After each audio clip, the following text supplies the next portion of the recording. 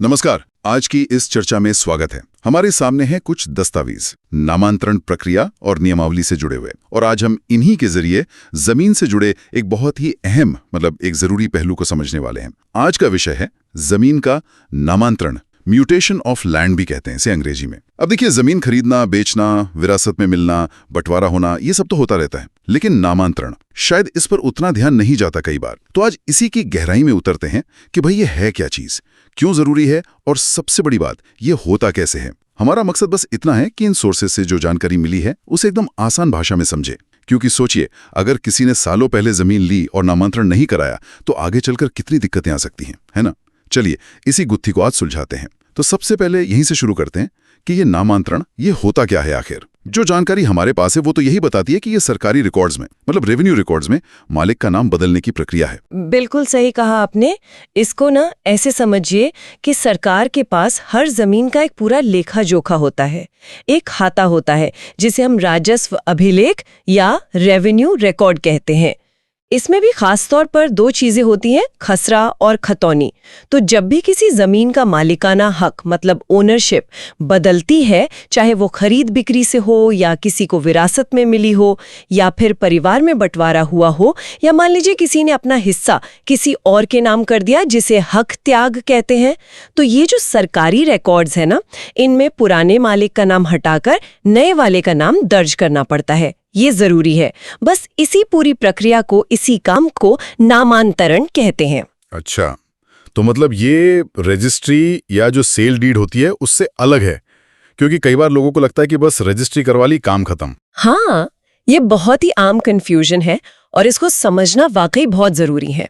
देखिए, रजिस्ट्री जो होती है ना, वो एक कानूनी प्रक्रिया है। वो सब रजिस्ट्रार ऑफिस में होती है।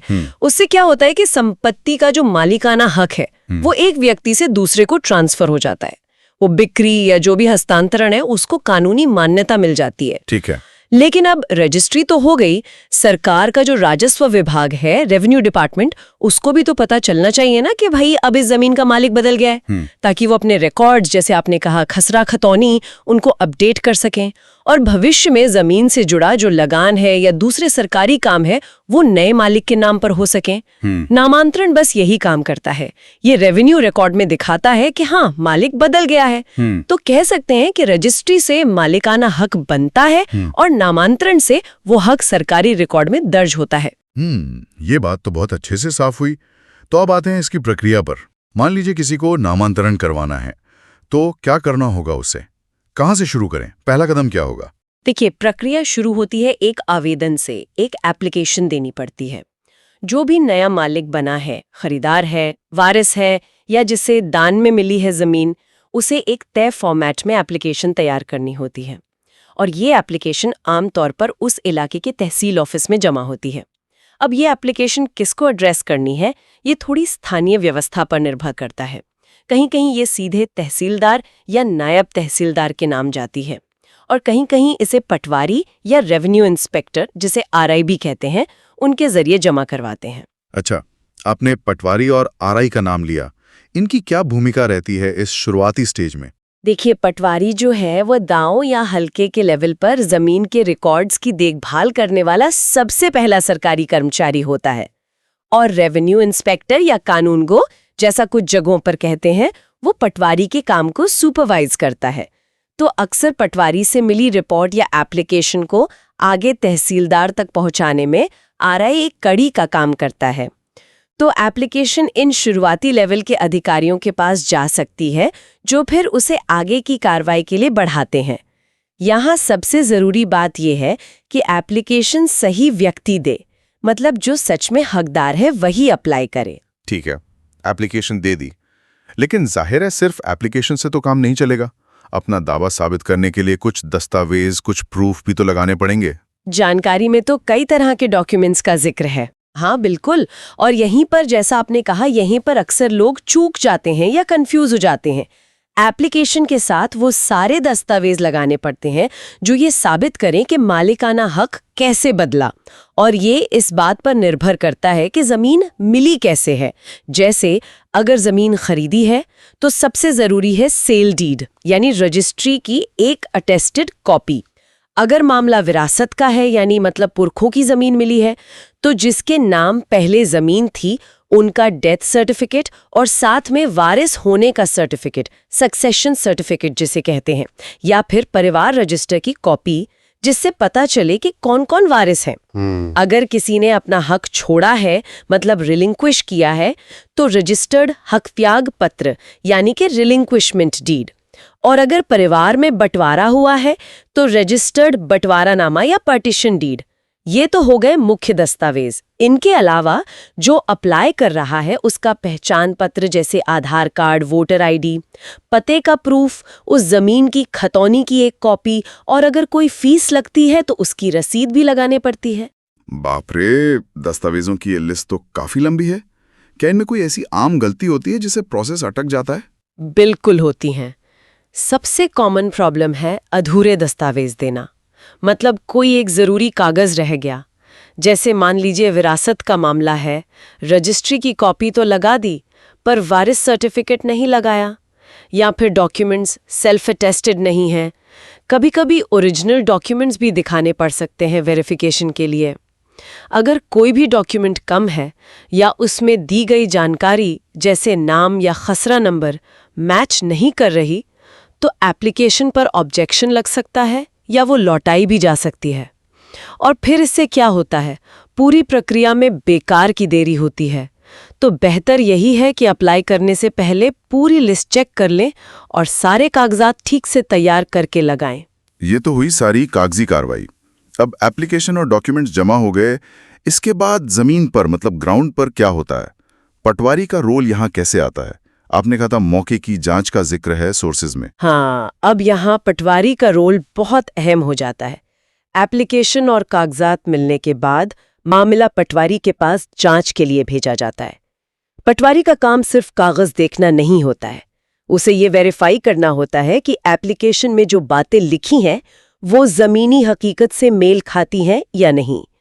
मौके की जांच का मतलब है कि पटवारी वाकई उस जमीन पर जा सकता है, देख सकता है कि कब्जा किसका है, आस पड़ोस के लोगों से पूछताछ कर सकता है। वो ये भी पक्का करता है कि जमीन पर कोई झगड़ा या विवाद तो नहीं चल रहा। वो अपने रिकॉर्ड, खासकर जो खसरा रजिस्टर होता है, उससे भी मिलान करता है। इस पूरी जांच के आधार पर पटवारी एक डिटेल रिपोर्ट बनाता है। उस रिपोर्ट में वो या तो नामांतरण की सिफारिश करता है या अगर कोई दिक्कत है तो उसका जिक्र करता है। ये रिपोर्ट फिर आरआई के जरिए तहसीलदार को भेजी जाती है। तो पटवारी असल में वो जमीनी हकीकत और सरकारी रिकॉर्ड के बीच की सबसे जरूरी कड़ी है। लेकिन एक सवाल मन में आता है, क्या पटवारी की रिपोर्ट हमेशा मतलब बिल्कुल निष्पक्ष होती है? क्या इसमें गलती की या कभी-कभी जैसे सुनने में आता है तरफदारी की गुंजाइश नहीं होती? देखिए, सिस्टम में जहां भी इंसान शामिल है वहां मानवीय भूल या लापरवाही की संभावना तो रहती ही है। पटवारी की रिपोर्ट बहुत मायने रखती है, इसमें कोई शक नहीं, लेकिन वो आखिरी फैसला नहीं होती। अगर किसी को लगता है कि पटवारी की रिपोर्ट सही नहीं है या उसमें कोई पक्षपात हुआ है तो उसके पास ऑब्जेक्शन फाइल करने का, अपनी बात ऊपर के अधिकारियों जैसे तहसीलदार या उनसे भी ऊपर के सामने रखने का पूरा मौका होता है। प्रक्रिया में आगे चलकर आपत्तियों का प्रावधान इसीलिए तो रखा गया है। अच्छा, पारदर्शिता की बात आपने की तो शायद इसी से जुड़ा हुआ अगला कदम है ऑब्जेक्शंस को बुलाना। जानकारी कहती है कि तहसील ऑफिस एक नोटिस लगाकर ऑब्जेक्शंस मांगता है। हाँ, बिल्कुल। ये प्रोसेस का एक बहुत ही जरूरी और ट्रांसपेरेंट हिस्सा है। जब पटवारी की रिपोर्ट आ जाती है तो तहसील ऑफिस, आमतौर पर तहसीलदार या नायब तहसीलदार का ऑफिस, एक पब्लिक नोटिस, एक इश्तिहार जारी करता है। इस नोटिस को तहसील के नोटिस बोर्ड पर लगाया जाता है, उस गांव के पंचायत घर या किसी और पब्लिक जगह पर भी चिपकाया जाता है। इसमें लिखा होता है कि फला व्यक्ति ने फला जमीन के नामांतरण के लिए अप्लाई किया है, और अगर किसी भी दूसरे व्यक्ति को इस पर कोई आपत्ति है, मतलब अगर कोई और भी उस जमीन पर अपना दावा समझता है, तो वो एक तय समय सीमा के अंदर, जो आमतौर पर 15 से 30 दिन होती है, अपनी आपत्ति लिखित में दे सकता है। इसका मकसद क्या है? क्या इससे प्रक्रिया धीमी नहीं हो जाती? कहीं ये बस एक फॉर्मेलिटी तो नहीं है? नहीं, ये फॉर्मेलिटी बिल्कुल नहीं है। इसका मकसद है प्राकृतिक न्याय का जो सिद्धांत है उसका पालन करना। मतलब ये कि किसी के अधिकार पर असर डालने वाला कोई भी फैसला लेने से पहले जितने भी संभावित प्रभावित पक्ष हैं सबको सुनवाई का मौका मिलना चाहिए। आप सोचिए, मान लीजिए एक जमीन के 2 वारिस हैं। एक ने चुपके से अकेले अपने नाम नामांतरण फाइल कर दिया। अब ये पब्लिक नोटिस दूसरे वारिस को मौका देता है कि वो आकर अपना ऑब्जेक्शन दर्ज करा सके। हाँ, ये बात सही है कि अगर आपत्ति आ जाती है तो प्रक्रिया में समय लग सकता है, क्योंकि फिर तहसीलदार को दोनों पार्टीज को सुनना पड़ेगा, सबूत देखने पड़ेंगे, फिर फैसला करना होगा। लेकिन ये देरी पारदर्शिता और निष्पक्षता के लिए जरूरी है। और अगर कोई आपत्ति नहीं आती तो ये मान लिया जाता है कि किसी को ऐतराज नहीं है और केस आगे बढ़ जाता है। समझ गया। तो मान लेते हैं कि कोई आपत्ति नहीं आई, या अगर आई भी थी तो उसका निपटारा हो गया। अब आखिरी स्टेज क्या है? किसकी ऑर्डर से नाम बदलता है फाइनली? आखिरी फैसला लेने का अधिकार तहसीलदार, या अगर वो नहीं है तो नायब तहसीलदार के पास होता है। वो पूरे मामले को एक बार फिर से देखते हैं। एप्लीकेशन फॉर्म, साथ लगे सारे डॉक्यूमेंट्स, पटवारी की रिपोर्ट, अगर कोई आपत्तियां थीं तो वो, और उनका निपटारा कैसे हुआ, ये सब कुछ। जब वो पूरी तरह से संतुष्ट हो जाते हैं कि हाँ, अप्लाई करने वाले का दावा सही है, पूरी प्रक्रिया का ठीक से पालन हुआ है और कोई कानूनी अड़चन नहीं है, तब वो नामांतरण का आदेश मतलब ऑर्डर पास करते हैं। तो जब ये तहसीलदार का ऑर्डर आ जाता है, इसका वजन क्या होता है? मतलब कानूनी तौर पर ये कितना महत्वपूर्ण है? इस ऑर्डर का बहुत ज्यादा वजन है। यही वो ऑफिशियल डॉक्यूमेंट है जिसके आधार पर रेवेन्यू रिकॉर्ड्स में, खासकर खतौनी में, जो कि मालिकाना हक का मुख्य रिकॉर्ड माना जाता है, और खसरे में भी पुराने मालिक का नाम काटकर नए मालिक का नाम लिखा जाता है। इस आदेश के बाद ही नए मालिक का नाम सरकारी तौर पर जमीन के रिकॉर्ड में चढ़ता है, और ये आदेश भविष्य में किसी भी जरूरत के लिए एक अहम कानूनी दस्तावेज बन जाता है। ये पूरी प्रक्रिया सुनने में तो काफी सिस्टमैटिक लग रही है, लेकिन भाई अक्सर सरकारी कामों में समय लगने की शिकायत रहती है, तो आमतौर पर इसमें कितना वक्त लग जाता है? स्रोत कह रहे हैं 30 से 60 दिन। क्या ये वाकई मुमकिन है? देखिए, 30 to 60 दिन की जो टाइम लिमिट है, वो अक्सर जो लोक सेवा गारंटी कानून बने हैं, पब्लिक सर्विस गारंटी एक्ट्स, उनके तहत तय की जाती है। और ये उन मामलों के लिए होती है जहां कोई झगड़ा नहीं है, कोई विवाद नहीं है, और सारे के सारे दस्तावेज बिल्कुल सही और पूरे हैं। तो हाँ, सैद्धांतिक रूप से, थ्योरी में ये बिल्कुल मुमकिन है, और कई मामलों में इतने समय में हो भी जाता है। लेकिन असलियत में? हाँ, लेकिन प्रैक्टिकली देखें तो इसमें कई वजहों से देरी हो सकती है। जैसे मैंने पहले कहा, अगर डॉक्यूमेंट्स अधूरे हैं, या पटवारी की रिपोर्ट आने में देर लग गई, या कोई ऑब्जेक्शन आ गया जिसका निपटारा लंबा खिंच गया, या फिर भाई तहसील ऑफिस में ही काम का बोझ बहुत ज्यादा है, तो इन सब वजहों से प्रक्रिया में महीनों भी लग सकते हैं। और अगर मामला ज्यादा विवादित है तो कभी-कभी सालों भी लग जाते हैं। इसलिए जो आदर्श समय सीमा है, उसे हमेशा असलियत मान लेना ठीक नहीं। ये जरूरी है कि जो आवेदक है वो खुद भी प्रोसेस पर थोड़ी नजर रखे और जरूरत पड़ने पर पूछता रहे कि कहां तक पहुंचा मामला। ये जानना तो जरूरी है। मतलब सिर्फ एप्लीकेशन देकर भूल जाना काफी नहीं है। खैर, अब अगर हम इस पूरी चर्चा को थोड़ा समेटें तो इसका निचोड़ क्या है? क्यों किसी को नामांतरण करवाने की इतनी चिंता करनी चाहिए? बिल्कुल, अगर हम इसे बड़े नजरिए से देखें तो टाइम पर और सही तरीके से नामांतरण करवाना सिर्फ एक फॉर्मेलिटी पूरी करना नहीं है। ये आपके जो संपत्ति के अधिकार हैं उनको मजबूत और साफ करने का एक बहुत ही जरूरी कदम है। इसके कई फायदे हैं, जैसे पहला, कानूनी स्पष्टता। आपका नाम सरकारी रिकॉर्ड में आ गया तो भविष्य में किसी भी तरह के झगड़े की गुंजाइश बहुत कम हो जाती है। दूसरा, जमीन बेचना आसान। अगर आप कभी जमीन बेचना चाहें तो खरीदार सबसे पहले यही देखता है कि नामांतरण किसके नाम है।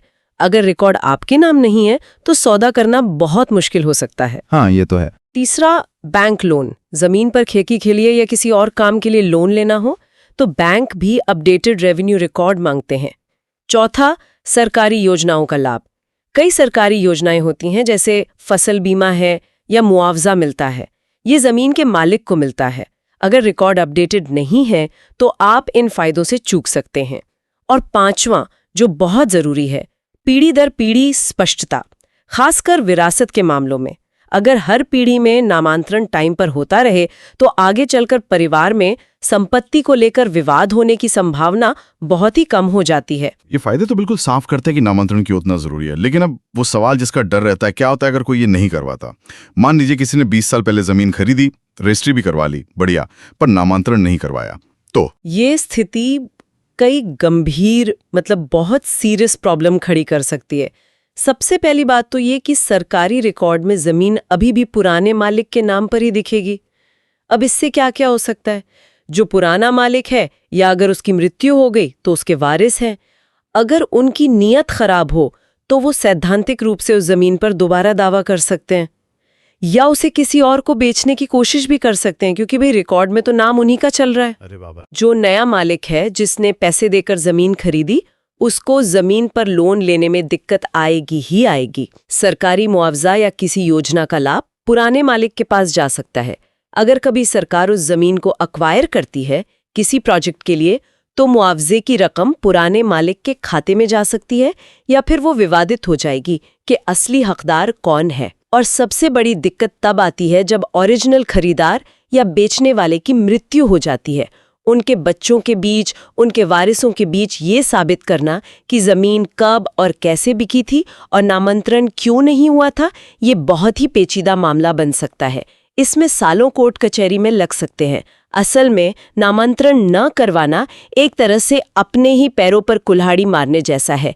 ये भविष्य में गंभीर कानूनी और फाइनेंशियल उलझने पैदा कर सकता है। एप्लीकेशन है, दस्तावेज है, जांच है, आपत्ति का मौका है और फिर फाइनल ऑर्डर है। और इसे नजरअंदाज करना मतलब भविष्य में बड़ी परेशानियों को दावत देना है। बिल्कुल सही कहा आपने। ये प्रक्रिया आपके अधिकारों को सुरक्षित करती है और जमीन से जुड़े लेन देन को साफ और आसान बनाती है। ये सिर्फ एक कागजी कार्रवाई नहीं है, बल्कि आपके मालिकाना हक का एक पक्का सरकारी सबूत है। ये जानकारी तो वाकई बहुत काम की है और शायद कई लोगों की आंखें खोलने वाली भी। अच्छा, जाते जाते एक सवाल श्रोताओं के सोचने के लिए छोड़ जाते हैं। जरा इस पर विचार कीजिएगा। अगर किसी परिवार में कई पीढ़ियों तक जमीनों का नामांतरण विरासत के आधार पर हुआ ही नहीं है और अब कोई एक सदस्य चाहता है कि ये सब ठीक हो जाए, रिकॉर्ड दुरुस्त हो जाए, तो उसे किन प्रैक्टिकल और कानूनी चुनौतियों का सामना करना पड़ सकता है, खासकर तब जब मूल मालिकों के बहुत सारे वारिस अब अलग-अलग शहरों या शायद देशों में भी बस चुके हों। इस विस्तृत और जानकारी भरी चर्चा के लिए आपका बहुत-बहुत धन्यवाद। धन्यवाद। और ऐसी महत्वपूर्ण वीडियो को देखने के लिए हमारे चैनल आपका न्याय को सब्सक्राइब करें। वीडियो को लाइक, कमेंट और अपने दोस्तों के पास शेयर करें। धन्यवाद।